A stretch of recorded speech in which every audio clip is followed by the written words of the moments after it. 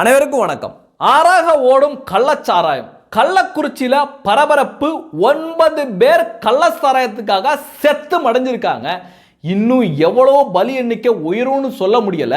கிட்டத்தட்ட 40க்கு மேற்பட்ட நபர்கள் தீவிர சிகிச்சை பிரிவில் சிகிச்சை பெற்றுட்டு வர்றாங்க அப்படிங்கிற செய்தி மக்களுக்கு பேரதிர்ச்சியா கொடுத்திருக்கு. ஆனா இங்க இருக்கிற கொத்தடிமை மீடியாக்களுக்கெல்லாம் இது அதிர்ச்சிகரமான செய்தியே இல்லை. அவங்களுடைய சேனல்ல கள்ளக்குறிச்சி விவகாரத்துல 5 பேர் மரணம், 9 பேர் மரணம் அப்படின்னு போடுறாங்களே தவிர அங்க என்னையா நடந்திருக்கு, கள்ளச்சாராயம் குடிச்சு செத்து மடைஞ்சிட்டு இருக்காங்க, அதை போடுங்கயா அப்படின்னு இன்னைக்கு தமிழக மக்கள் மீடியாவா மாறி இன்னைக்கு அரச பணிய வச்சுக்கிட்டு இருக்காங்க. ஏன்னா கடந்த முறை இதே மாதிரியான சம்பவம் நடந்துச்சு. 22 பேர் செத்து மடைஞ்சாங்க செங்கல்பட்டுல. இந்த சம்பவம் செங்கல்பட்டுல இந்த சம்பவம் நடந்தப்பையும் இதே ஆட்சி, இதே திமுக என்ன டைலாக் விட்டாங்கன்னா, அப்ப டிஜிபியா இருந்தார்ல சைலேந்திர பாபு, அவர் முதல் முறையாக ஒரு அறிக்கை விடுறாரு. அதில் சொல்லியிருந்தாரு, இது கள்ள சாராயம் அல்ல, விஷ சாராயம். மரக்காணம் மற்றும் சித்தாமூரில் விற்கப்பட்டது கள்ள சாராயம் அல்ல, அது தொழிற்சாலையில் பயன்படுத்தப்படும் மெத்தனால் ஆகும் அப்படின்னு அதை திசை திருப்புற மாதிரி ஒரு செய்தியை வெளியிட்டு இருந்தாரு. அதே மாதிரி இன்னைக்கு இந்த சம்பவம் நடந்த உடனே அங்க இருக்கிற கலெக்டர் அவர்கள் சொல்றாரு, இது கள்ளச்சாராயம் மரணம் கிடையாது, வதந்தி பரப்பாதீங்க அப்படின்னு அவர் பேசியிருக்காரு. ஏன்னா திமுக அரசு மீது பழி விழக்கூடாது அப்படிங்கிறதுக்காக இங்க இருக்கிற கலெக்டரா இருந்தாலும் சரி, டிஜிபியா இருந்தாலும் சரி, எல்லாரும் உருட்டுன்னு உருட்ட தொடங்குறாங்க. ஆனா இந்த விவகாரத்தை பொறுத்த அளவுக்கு தமிழக மக்கள் மீடியாவா மாறி இன்னைக்கு கள்ளச்சாராய மரணத்தை உறுதிப்படுத்தியிருக்காங்க. தமிழக பாரதிய ஜனதா கட்சி தலைவர் அண்ணாமலை அவர்கள் கடந்த முறை இந்த சம்பவங்கள் நடந்த போதே அவர் ஒரு விஷயத்தை ரொம்ப தெளிவா சொன்னாரு. கள்ளச்சாராய மரணங்கள் நிகழ்வதற்கும் கள்ளச்சாராயங்கள் அதிகரிக்கிறதுக்கும் காரணமே இங்க போதைக்கு அடிமையாகிற தனம் அதிகரிச்சுட்டே இருக்கு. ஏன்னா தெருவுக்கு தெரு டாஸ்மார்க்கை திறந்து வச்சு இந்த அரசே சாராய வியாபாரத்தை பண்ணிட்டு இருக்கு அப்படின்னு தமிழக பாரதிய ஜனதா கட்சி தலைவர் அண்ணாமலை அவர்கள் அன்னைக்கே சொல்லியிருந்தாரு. அதை மேய்ப்பிக்கிற மாதிரி இன்னைக்கும் தொடர்ந்து இந்த சம்பவங்கள் நடந்துட்டு இருக்கு. ஆனா இன்னைக்கு தமிழகத்துல 9 விழுக்காடு அடிக்ஷன் இருக்கு. இந்தியாவில் இருக்கக்கூடிய மாநிலத்தில் ஹையஸ்ட் அடிக்ஷன் இருக்கிறது தமிழ்நாடு. காரணம், அவங்க ரெஸ்பான்சிபிள் ட்ரிங்கர் இல்ல. வீதி வீதிக்கு திறந்து வச்சிருக்கீங்க. அவங்க ஒரு வேலைக்கு போயிட்டு 450 ரூபாய் பாக்கெட்ல வச்சுட்டு வீட்டுக்கு நடந்து போகும் பொழுது அவர் 4 டாஸ்மார்க்கை தாண்டி போக வேண்டிய சூழ்நிலையை நாம் ஏற்படுத்தியிருக்கோம். ஆனா நான் ஒரு டேட்டா சொன்ன மேல நீங்க கவனிச்சிருப்பீங்க.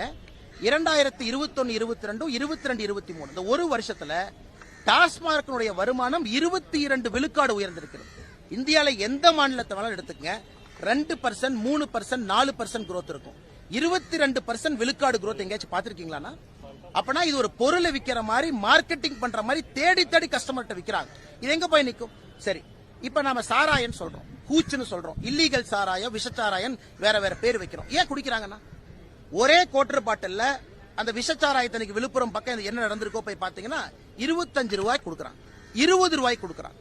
அடிக்ட் ஆனவங்க எத்தனை காலகட்டத்திற்கு தினமும் 300 ரூபாய் கொடுத்தவங்கனால இந்த லிக்கரை குடிக்க முடியும்? இல்லீகல் சாராயம் எப்பவுமே எப்ப அதிகமாகும்னா, அடிக்ஷன் ரேட் அதிகமாக அதிகமாக இல்லீகல் சாராயம் அதிகமாகும். பீகார் இதே பிரச்சனை தான். இன்னைக்கு தமிழ்நாடு அரசு சொல்வது போல நாங்க டாஸ்மார்க்கை மூடிட்டா காலங்காத்தால இல்லீகல் சாராயம் வந்துடும், நாங்க மூட மாட்டோம். அது ஆர்குமெண்டே இல்லைங்க. இவ்வளவு தமிழர்கள் செத்து மடிஞ்சிட்டு இருக்கேல, இங்க இருக்கிற உண்டியல் கம்யூனிஸ்டுகளும் காங்கிரஸும் யாருமே வாயை திறக்கவே இல்லை.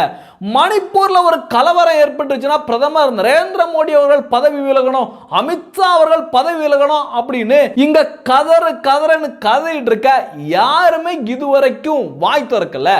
உங்களுக்கெல்லாம் நல்லா தெரியும், கடந்த முறை 22 பேர் செத்து மடிஞ்சப்ப கனிமொழி அக்கா அவர்கள் என்ன ட்வீட் பண்றாங்கன்னா, எஸ்பிஐல ஹிந்தியை திணிக்கிறாங்க அப்படின்னு ட்வீட் பண்ணது நமக்கெல்லாம் ஞாபகம் இருக்கும்.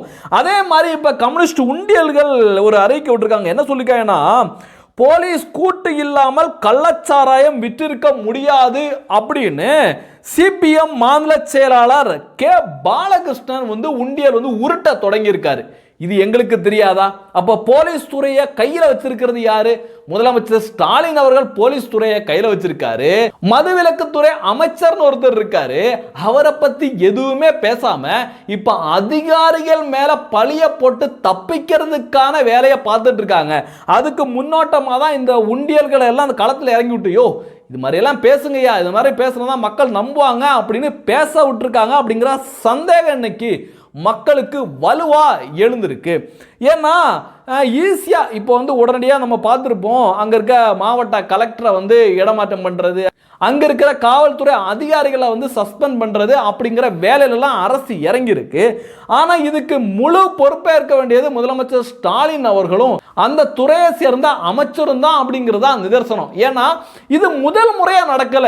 ஏற்கனவே 22 தமிழர்கள் செத்து சுண்ணாம்பா போயிட்டாங்க. ஏற்கனவே டாஸ்மார்க்கால எண்ணிலடங்கா மரணங்கள் நடந்துட்டு இருக்கு. திமுகவை சேர்ந்த அக்கா கனிமொழி அக்காவை என்ன சொன்னாங்கன்னா, டாஸ்மார்க்கால நிறைய இளம் விதவைகள் உருவாகிட்டு இருக்காங்க, நாங்க வந்தா சாராய கடையே ஒழிச்சிருவோம்னு சொன்னாங்க. ஆனா இன்னைக்கு பாத்தீங்கன்னா கள்ள சாராயத்துல மக்கள் செத்து மடிஞ்சிட்டு இருக்காங்க. மக்கள் இப்ப டாஸ்மார்க்கை நீங்க மூட வேண்டியது தானே, நீங்க ஆட்சிக்கு வர்றதுக்கு முன்னாடி சொன்னீங்கல்ல டாஸ்மார்க்கை மூடுவோன்னு, ஏன் மூட மாட்டேங்கிறீங்க அப்படின்னு திமுகவை நோக்கி கேள்வி எழுப்புனா திமுக காரவங்க கொடுக்கிற விளக்கங்கள் அடேங்க அப்பா அப்படிங்கிற மாதிரி இருக்கும். என்னமா விளக்கம் கொடுப்பாங்க, டாஸ்மார்க்கை மூடிட்டோம்னா கள்ளசாராயம் அதிகரிச்சிரும் அப்படின்னு விளக்கம் கொடுப்பாங்க. இப்போ என்னையா நடக்குது, டாஸ்மார்க்கை நீங்க என்ன குறைச்சிட்டே வரீங்களா, இல்லை டாஸ்மார்க்கை அடியோட இழுத்து மூடுனீங்களா, எதுக்காக இப்ப கள்ளசாராயம் நடக்குது அப்படிங்கிற கேள்வி இன்னைக்கு மக்கள் மத்தியில எழுந்திருக்கு. இந்த கேள்விகளுக்கெல்லாம் திமுகவும் முதலமைச்சர் ஸ்டாலின் அவர்களும் பதில் சொல்வார்களா, இல்ல அதிகாரிகள் தவறு பண்ணிட்டாங்க, அங்க இருக்கிற போலீஸ் தவறு பண்ணிட்டாங்க அப்படின்னு இந்த விவகாரத்துல இருந்து தப்பிக்க முயற்சி பண்ணுவாங்களா அப்படிங்கிறது தான் ஒவ்வொரு தமிழனோட கேள்வியுமா இருக்கு. இந்த கள்ளசாராய விவகாரத்தை தமிழக பாரதிய ஜனதா கட்சி தலைவர் அண்ணாமலை அவர்கள் ரொம்ப நேர்த்தியா அணுகியிருக்காரு. இந்த கள்ளசாராய விவகாரத்தை திமுக என்ன பண்ணணும், திமுக மேல என்னென்ன தவறுகள் இருக்கு அப்படிங்கறத அண்ணாமலை அவர்கள் ரொம்ப டீட்டெயிலா பேசியிருக்காரு. அடுத்து இன்னைக்கு நம்ம தமிழகத்துல மற்றும் ஒரு முறை துரதிருஷ்டவசமாக ஹூச் கள்ளச்சாராயம் அது அருந்தி இன்னைக்கும் இறப்ப நாம பார்க்கிறோம், மறுபடியும் இறப்பு பார்க்கிறோம் தமிழகத்துல. இதற்கு முன்பு நடந்த பொழுது 22 நம்முடைய சொந்தங்கள் 22 பேர் போன ஆண்டு இறந்த பொழுது மரக்காணத்துல செங்கல்பட்டுல. அப்ப திமுக என்ன சொன்னாங்க, இல்ல இது இத்தனை ஆண்டுகள் கழிச்சு நடக்குது, 18 ஆண்டுகள் 20 ஆண்டுகள் கழிச்சு நடக்குது, எப்பாச்சும் நடக்கும் தானே, இதை வச்சுல அரசியல் பண்றீங்க, நாங்க ஆக்ஷன் எடுக்கிறோம் அப்படின்னு. அப்பவே நாங்க ஜிஞ்சி மஸ்தான் அவர்களுக்கும் மருவூர் ராஜா அவர்களுக்கும் இருக்கக்கூடிய தொடர்பை பத்தி எல்லாம் நம்ம பேச ஆரம்பிச்சு, அதன் பிறகு மருவூர் ராஜாவின் மீது குண்டா போட்டதெல்லாம் நமக்கு தெரியும். ஆனா இன்னைக்கு மறுபடியும் கள்ளக்குறிச்சியில 5 பேர் மறுபடியும் இறந்திருக்காங்கன்னா நம்ம ஒரு விஷயத்தை புரிந்து கொள்ள வேண்டும். இவங்க இறந்திருக்கிறவங்களை மட்டும் இன்னைக்கு மீடியால பாக்குறோம். ஆனா கள்ளச்சாராயம் என்பது தமிழகத்துல பொதுவாக எல்லா இடத்திலும் வர ஆரம்பித்து விட்டது. கள்ளச்சாராயத்தினுடைய புழக்கமே அதிகமா இருக்கு. தமிழ்நாட்டினுடைய அமைச்சர் பேர் டாஸ்மார்க் நம்ம வைக்கவே இல்லைங்க, டாஸ்மார்க் அமைச்சரே வைக்கல. அமைச்சர் பேரே நம்ம ப்ரொஹிபிஷன் மினிஸ்டர் தான் வச்சிருக்கோம். தமிழ்நாட்டினுடைய அமைச்சரே இன்னைக்கு இருக்கக்கூடிய அமைச்சர் முத்துசாமி அவர்கள், அவருடைய பொறுப்பே ப்ரொஹிபிஷன் மினிஸ்டர். அவருடைய முதல் வேலை இந்த ப்ரொஹிபிஷனை கொண்டு வரணும், குறிப்பாக கள்ளச்சாராயத்தை ஒழிக்கணும், அதுக்காக செப்பரேட்டா இருக்கக்கூடிய போலீஸ் விங்க அவர் ஆக்டிவேட் பண்ணணும். ஆனா இன்னைக்கு கண்டினியூஸாக 2 ஆண்டுகள் இது நடக்க ஆரம்பித்திருக்கிறது, பெரிய அளவு நடக்க ஆரம்பித்திருக்கு. அதனால் எங்களுடைய குறைந்தபட்ச எதிர்பார்ப்பு, மக்களுடைய எதிர்பார்ப்பும் கூட இந்த ப்ரொஹிபிஷன் மினிஸ்டராக இருக்கக்கூடிய முத்துசாமி அவர்கள் உடனடியாக பதவி விலகும். காரணம், அவருடைய பணி அவர் செய்யல. ஒர்க், அவருடைய பணி அவர் செய்திருக்கணும். முதலமைச்சர் பொறுப்பேற்கணும். மறுபடியும் அடுத்த வருஷம் மறுபடியும் 10 பேர், மறுபடியும் இன்னொரு ஊரு, இந்த கதை தொடர்கதையாக இருக்கக்கூடாது. ரெக்லெஸா டாஸ்மார்க்கினுடைய வளர்ச்சிக்கு எந்த அளவுக்கு திராவிட முன்னேற்ற கழகத்தினுடைய அரசு டாஸ்மார்க்கினுடைய வளர்ச்சி தன்னுடைய வளர்ச்சியாக வேலை பார்க்கிறாங்களோ, அப்படி இருக்கும் பொழுது எதற்காக இந்த கள்ளச்சாராயத்தை தடுப்பதற்காக இந்த அரசு எதற்காக எந்த நடவடிக்கை எடுக்காம இருக்கிறாங்க?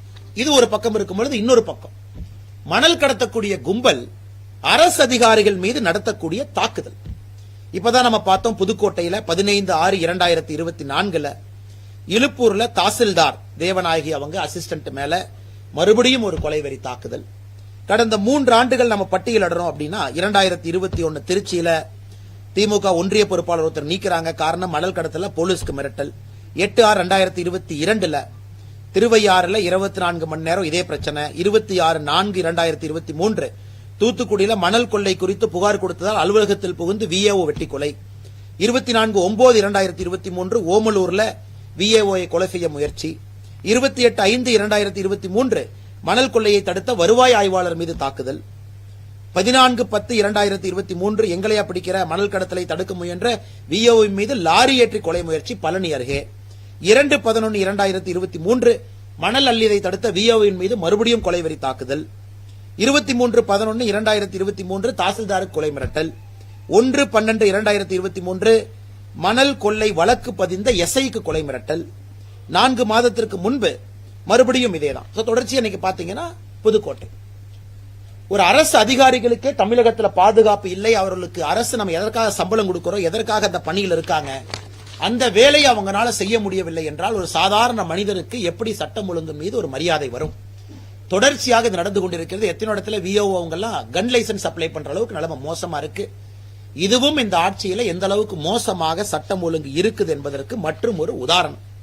இதையும் பத்திரிகை நண்பர்கள் மூலமாக தமிழக மக்களுக்கு நாங்கள் தெரியப்படுத்துகின்றோம். மணல் கொள்ளையும் கள்ளச்சாராயமும் அதிகரித்துக் கொண்டிருக்கிறது. முதலமைச்சர் அவர்கள் தூங்கிக் கொண்டிருக்கின்றார். நன்றி. ஜெய் ஹிந்த். வந்தே மாதரம்.